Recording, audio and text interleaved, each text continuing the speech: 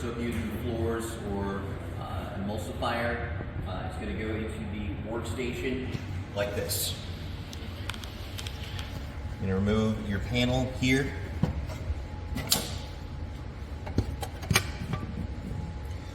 I'm just going to remove this bottle container.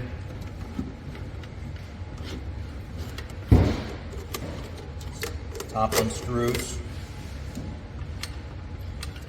You see this line hose. This needs to go all the way down at the bottom.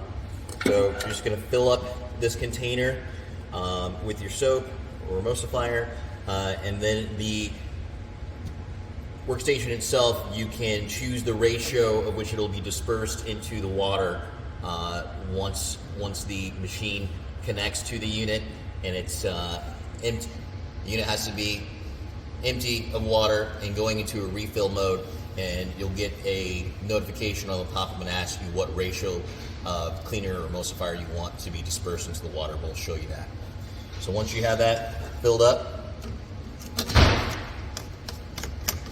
screw your lid back on, and you want to make sure that the feeder tube gets back down in there to the bottom of the container, the bottle. Slide her back in there. Panel back on, and that's it.